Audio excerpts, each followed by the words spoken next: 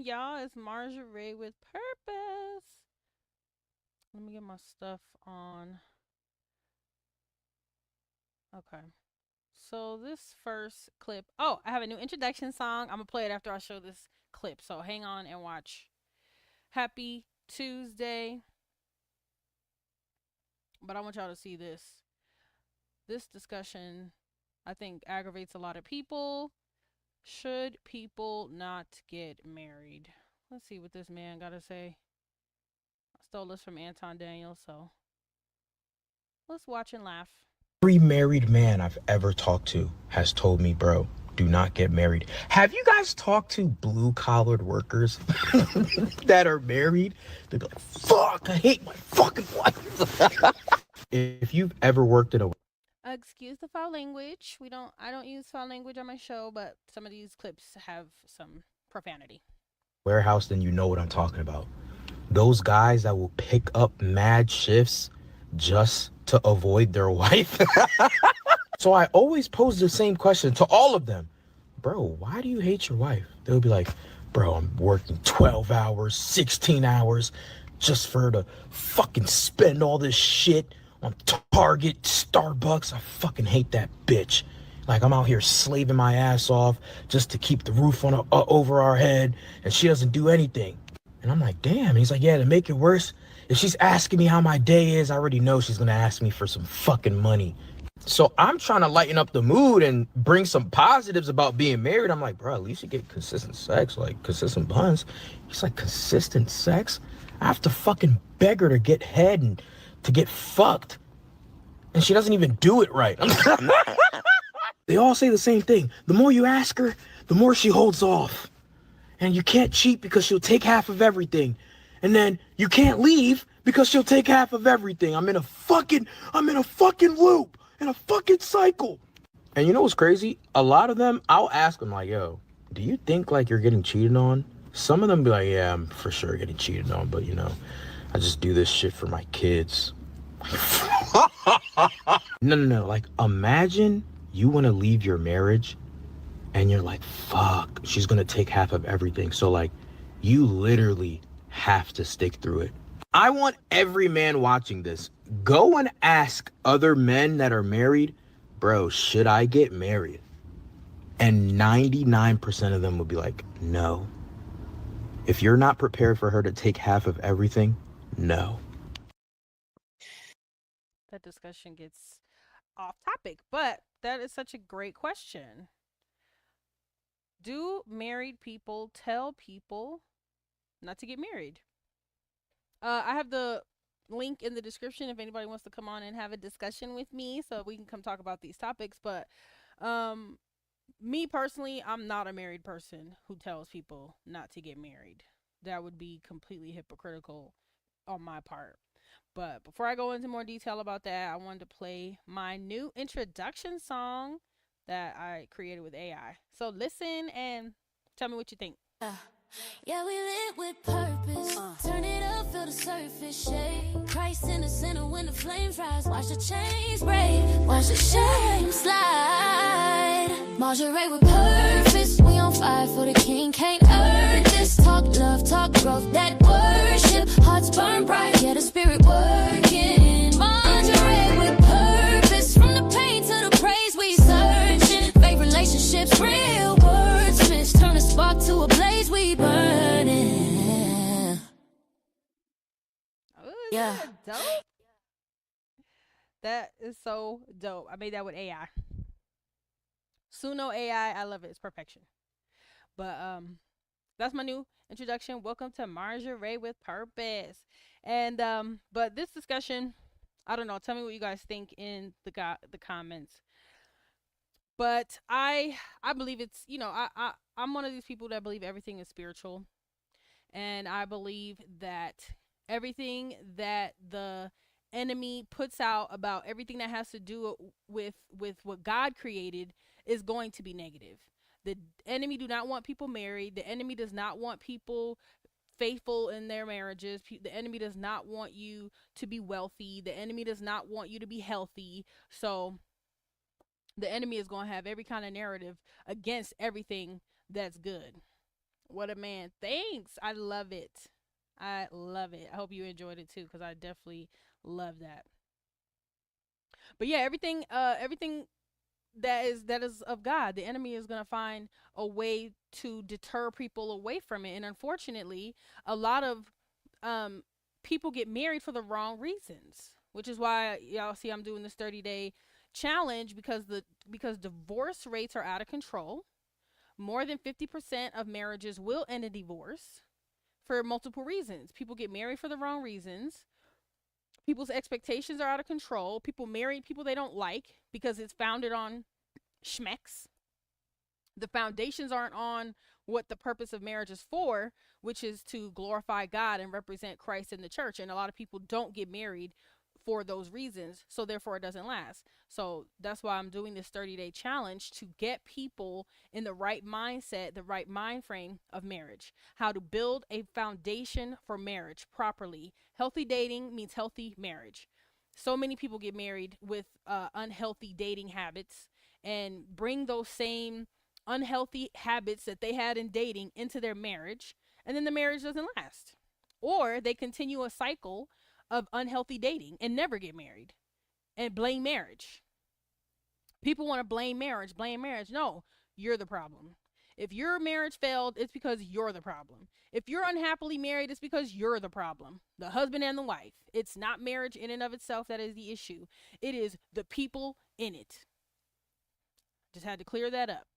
But I hope and pray that I am able to bring back the value of marriage. That is my mission. To get 1,000 couples happily, joyfully married in lasting marriages with the proper foundation of Christ. Because the wrong people are getting married, ruining the image of marriage, and then going speaking against it. A lot of these people marrying folks God didn't tell them to marry, if they have any relationship with God at all. So it's frustrating. If you can see, I'm very passionate about it. I'm very frustrated about it, because I'm one of those people that I enjoy being married. I love being married. Did I always? Not in the beginning, because I didn't have the proper skills and the proper understanding of what marriage was supposed to be. So a lot of people are married, but a lot of people are not husbands and wives. A lot of people are just single people married. And we were for a time, because we did not have the proper which we did have premarital counseling, which was a blessing, but it takes time to really understand what it means to take accountability, to be supportive, to be understanding, to be considerate, to be helpful and hopeful in a marriage, and communication. All of these things take time to learn in order to develop a blissful marriage, because it absolutely is possible, but you got to have two people willing to participate to make that possible. One person can't do it on their own. So that's my thoughts. I don't know. Tell me what you think, how you felt about that clip.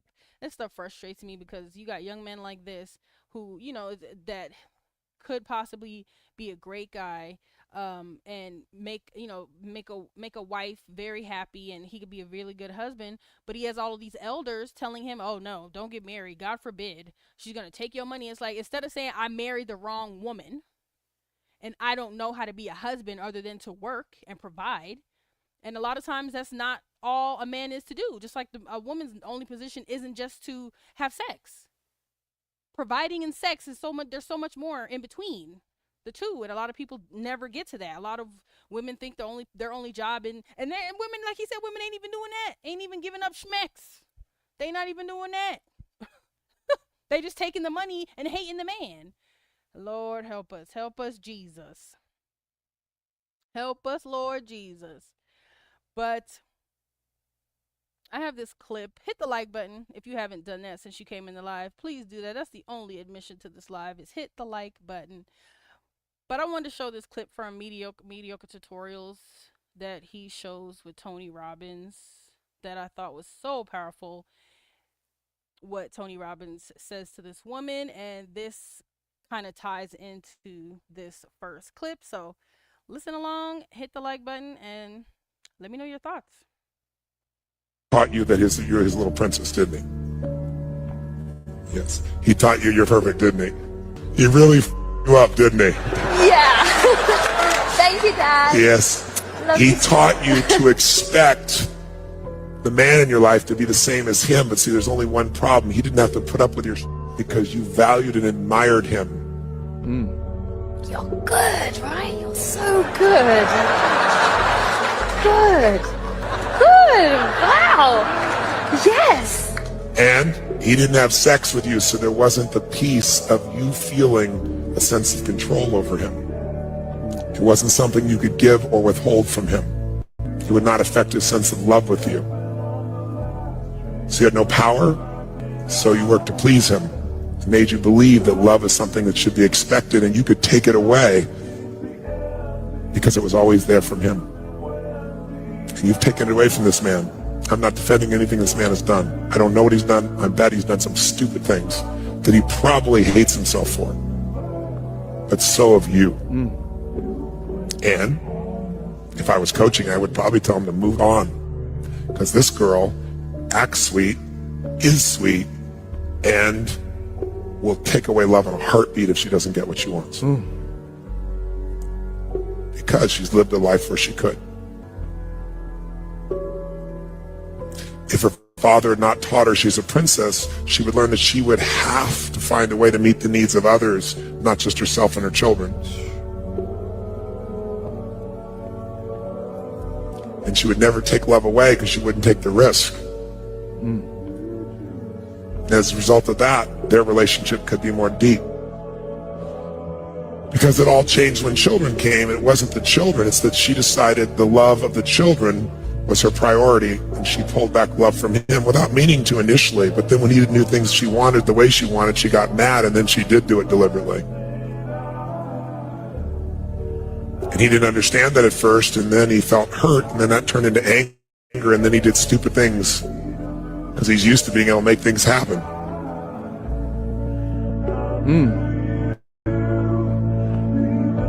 Wow.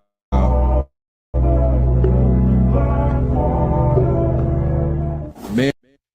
He read her like a book, y'all. He read that woman like a book.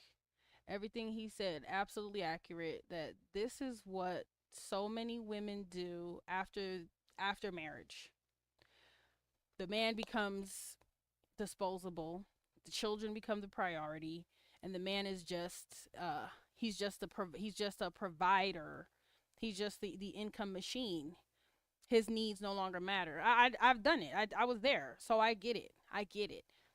How difficult it is. This is why a lot of people don't want families, and I get it. It is not for the weak. Having a family, a spouse, and children, and bills, and jobs, and homes, and that is not for weak people. If you're a selfish person, you do not want to be married, and you do not want to have children, because their needs become your priority. And so many people don't take that into consideration before starting a family. And then like he said, the women, a lot of these women, that's what a lot of these women do. They've been so spoiled by parents or previous relationships or whatever that they believe that only their needs matter. So if they don't get what they want, I take my love, I take my affection. You don't, oh no, I didn't get this car, I didn't get this house. You're not making this much money.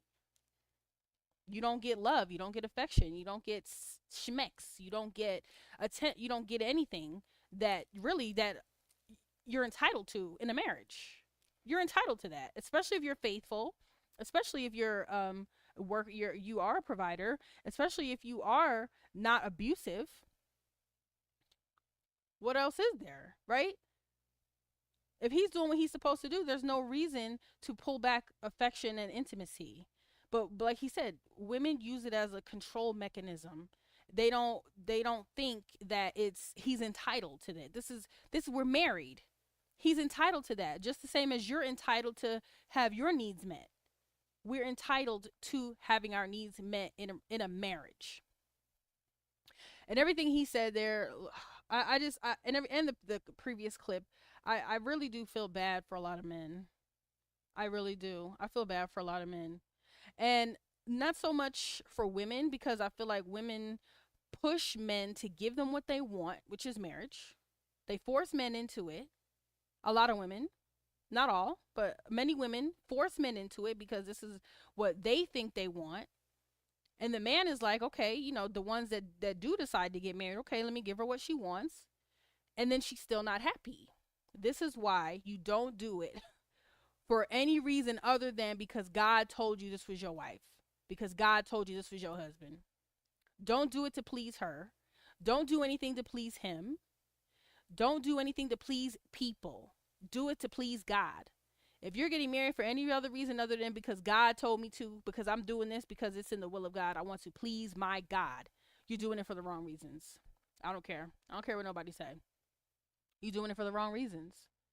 So check your reasoning why you want to be married, so that you avoid the riffraff, so you avoid the heartache and the headache, and get the proper training. And these 30 days of this hot holy dating challenge will give you the proper tools that will follow you through the beginning of your relationship and throughout your marriage. These are skills that most people never learn before getting into a marriage, before committing to marriage. It's things they don't know about their spouse, things they don't know about themselves, things they don't know about life, and rush into a marriage. Some people ain't even rushing into marriage. A lot of people rushing into schmecks and then they have children, and then it's too late. The person they don't know anything about, they're fully committed to because they have children with this person. So they're tied down whether they want to be or not. I don't know. I'm hoping and praying to change that, to transform people's lives. Like, it doesn't have to be that way. There is a process. There is a proper way to go about things. And I hope and pray that you all get on board, that everybody takes a challenge and sees what awesome things the Lord can do in your life if you allow him. If you allow him to show you things before you make commitments, before you pick a partner. Let the Lord show you and tell you what's good and what ain't good. Because it ain't marriage that's the problem. It's you and the person you picked. That's the problem. So, well, hit the like button. Hit the like button if you haven't done that yet. I'm going to go to the next clip. But, yeah, man, I'm praying for folks because that stuff frustrates me. It really does. It sets me on fire.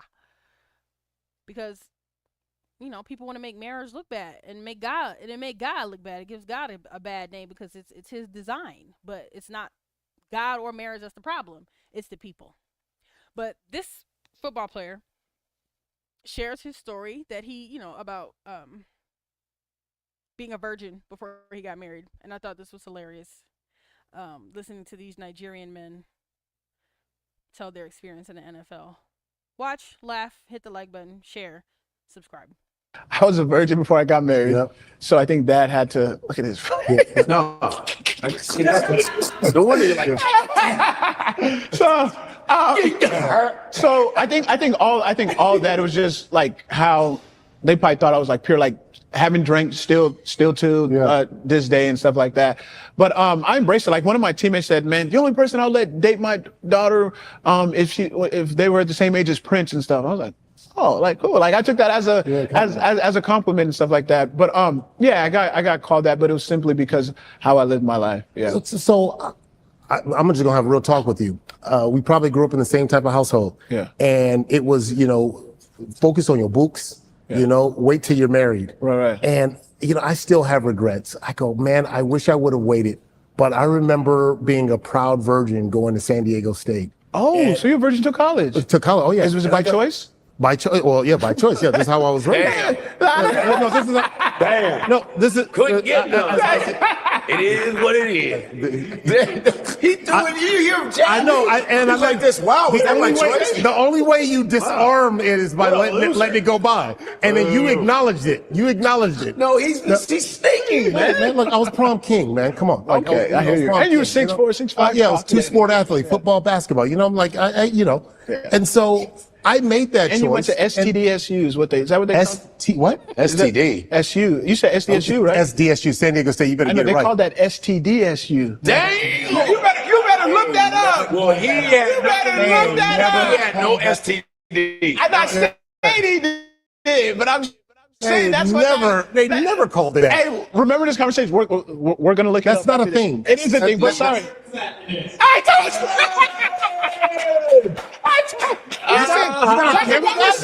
Talk Talk about receipts. I'm glad I don't just say. Well, I don't have those receipts. Okay, but I don't have those receipts anyway. But I got pressure. I got not bullied, but I got clowned in the locker room because I walked in, freshman year thinking like, oh yeah, I'm a virgin. Yeah. Like, yeah, I'm gonna wait till I'm getting married. Yeah. And it was like, what? And I'm talking about it was a relentless pursuit. Sure. Like, shut up, man. Like any conversation, like you jump in the conversation, man, shut up, man. You a virgin, man. Shut up, man. You a virgin. And it was that. And then sophomore year, I kind of just You gave in. I gave in. And I'm looking, I now know why God designed it. While God designed it that way. Like, if I could go back and do it again. But at least you did it with the Nigerian girl. So.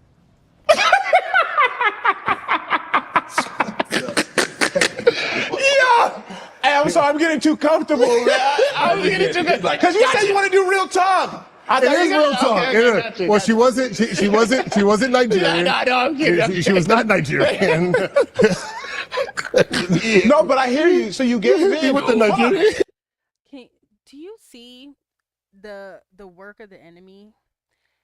The man goes, he going to play football, and he gets ridiculed and ostracized because he's a virgin, because he goes into college a virgin. And that's to make it to college and a virgin is excellent discipline. But the attack from other players made him give in. Absolute trick of the enemy.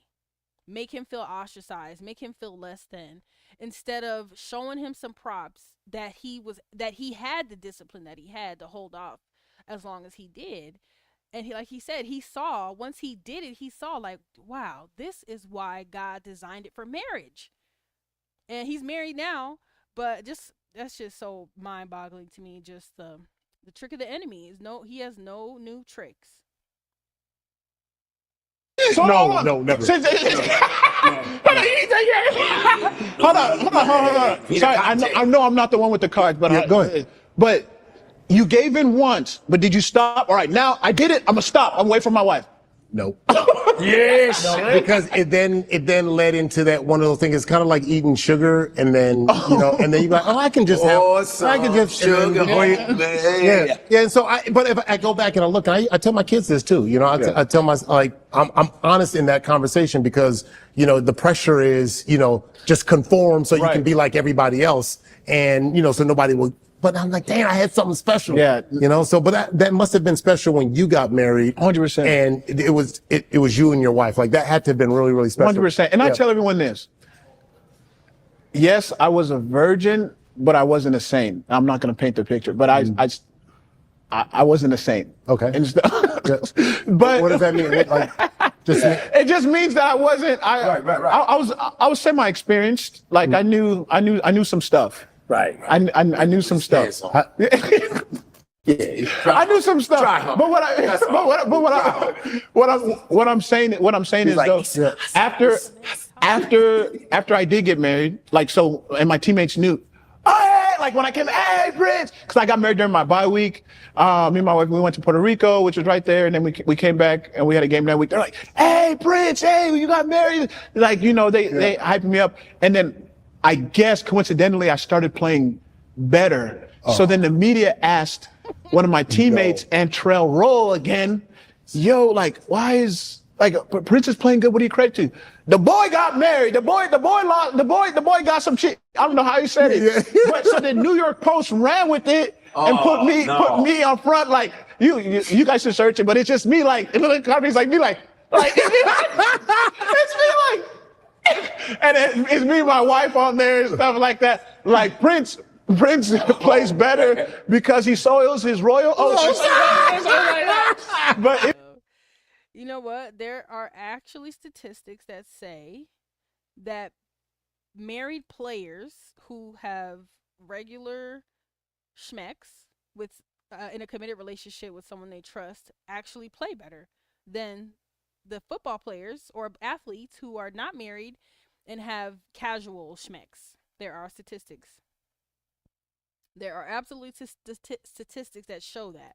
But I just thought his story was so powerful, and I thought that it was you know, I can't get over how the trick of the enemy keeps us, like he said, wanting to conform with what everybody else is doing. And like he said, he had a good thing. He had a good thing. He was good till college. The one in the blue shirt. He waited up until college to hold off from Schmecks. And then he gave in to pressure. And he looks like he regretted it, but he also learned from it. And like you said, once you get started, it's hard to stop. Even in high school, even when I was a teenager and I called myself having Schmecks, once you take one chip from that bag of chips, it's hard to go back. It's hard to stop because now your flesh is telling you you have to have it. And only by the power of the Holy Ghost can you get set loose from that guillotine of the devil. People don't realize it till it's too late that they're in a trap from the enemy. And but yeah, I just thought that them sharing their stories was so powerful. And then that goes into my next clip. Deion Sanders on Club Shay Shay discusses the pressure around Schmecks for athletes. You made a joke about your exit from Jackson State was kind of like your marriages. I did, because I don't remember. You did. What did I say? You said, you was like, you said something like, I don't remember exactly. I think they were probably upset that y'all were getting divorced, kind of like Jackson State was upset that you were leaving. Mm-hmm. I don't know, maybe they were happy you were leaving. Jackson State clearly wasn't happy that you were leaving. You brought Brittany Renner in to talk to your players. Mm-hmm. What were you trying to accomplish by bringing her in, this social media influencer? Brittany is a real woman. Okay. She keeps it 100. She keeps it straightforward. And she is a tremendous influencer on Instagram. Bringing her in to talk about game, right, from a woman's point of view, right, was unbelievable. Had I had Brittany Renner in a meeting when I was in college, I might be about $15 million more richer. Because she broke it down to these guys. To her game and what she was trying to accomplish, and not her game, just but the women. And she even told them, I got more, the coldest line she said, I got more checks in my DMs than Nike. I said, wow. That mean they had her. Yes. Okay, and she's trying to tell them how this is played out. She say, it's women out there that do their homework. They know everything about y'all because you tell on yourself on the gram and on social. Mm-hmm. So they know how to go get you. And you thinking you conquering it and you ain't, because it's all a plan. You think you run a game and they run a game on you. She was unbelievable. And I'm hoping, and I know, a few guys learned tremendously from her speech.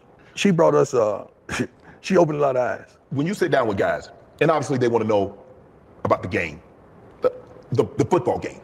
But what advice do you give young players when you're talking to guys? Not, I mean, now you're coaching, it's going to be a little bit hard for you to get out. But everybody. I just wanted to show that clip. And then there's this clip of Brittany Renner on Shay Shay. And I wanted to play a little bit of her interview. And then just kind of let's have this discussion with about women and athletes and all the things. So hit the like button, share, subscribe, and go off in the comments. I don't know if you said it on a radio show or TV show about your dating prowess. You was with one man, two men, three men, four men over the course of a 24-hour, 48 hours. Did you think about the ramifications of how people, men, women, everybody, or does that not bother you? Or you learn to tune that out? So you're referring to one incident, or I can actually recall it, pinpoint it perfect for you. There was a video that I did in my car where I was talking about how I had sex with, was it 3 men in a day? Yes. And then I ended up getting a yeast infection. Yes. I came out pretty unscathed for just a yeast infection, right, considering what I could have gotten. Right. It wasn't that, you know, oh man, I hope people don't. Kid out of it. I mean, they talk about. I was on birth control for 10 years before I had my son. I got off of it because there was a conversation with my child's father. Okay. So I again, the whole trapping thing, can't trap the willing, babe. And on top of that, I never wanted to have a. I looked at kids as You crotch never wanted goblins. to you never wanted a baby daddy. You wanted to be a mom. You didn't want to be a Yes. baby mama. You wanted to be a wife. And that's why I waited so long. I had my baby when I was 29. I thought I was doing it right. I thought that was my guy. And I never really liked kids. I always thought I referred to them as crotch goblins, to be honest. You know, but as I got older, I wanted one. But did you think? Did I think about the ramifications Yes. of telling people that I had sex with multiple men? Yes, I don't care. It's the truth. If you don't see me as a potential dating person, then great. One less heart to break. Leave me alone, and I'm gonna continue to live my truth. But you do understand, Brittany, that's hard for a man. Look, like you said, public versus private. Now, if you and I having a conversation, and you're sitting here, we have a conversation, and you say, well, Shannon, I slept with this many men. Okay, that's one thing. That's between you and I. But to have that conversation, and then everybody, Sam, John, and everybody else knows it, that's a whole different ball game, Brittany. That's fine with me. I mean, I feel that. But see, that's selfish because all you're thinking about is you. What about him? He has got to be with you. He has got to be with me? No, or what he I'm has the, saying- he has the privilege to be with me. Okay. Because you know how many women you've slept with? Brett, Do that's... you know how many women you've slept with? I'm Yes or no? I'm doing the interview. Do you know how many women you slept Yes. with? Double digits? Triple digits. Oh, Lord. Here we go, sitting back in this position. Brittany. Double or triple? Yeah.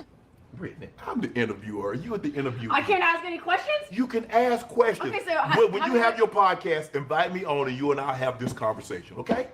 Now, back to our originally normal scheduled programming. You do understand that a man pride his woman to know, look, I don't have any problem. You know, 3 bodies, 4 bodies, 5 bodies, 10 bodies. That what you did before me, long as you know, I'm pretty lenient. He don't want to get married no way, so he don't care. Cause he using them up, dropping them like it's hot anyhow. So why he care? Because I've kind of, lawyers, doctors, exotic dancers, yeah. So you love what you love what you love. Wow. But it's a high bar to hurdle if she makes things that she's done public. I think you understand what I'm saying. I believe that the average person is below average. So the average man is most likely not going to. But you're not going to be interested in no average man. You like what you like. But Stop it. And I never argued with you on that. What you didn't let me finish my thought. Go ahead. Let me. Okay. And then. Okay. And then we. Right. Okay. What I'm saying is that the average guy would tell you that I'm not wife material. That's fine because I don't want to be with the average man. The man that I want is someone who is understanding of that. I think this is right. This is before she married what's his face? I'll be forgetting these people's name. Y'all help me out. Who was she married to for that? That rapper. Good Lord. I do not be remembering these people's names, but I see a lot of what she's saying, and I understand a lot of what she's saying. She's single. Why should she care what men think about her? She's single, and like she said, any man that is her person is gonna appreciate her for her and everything she comes with. And what in the world? Policy violations.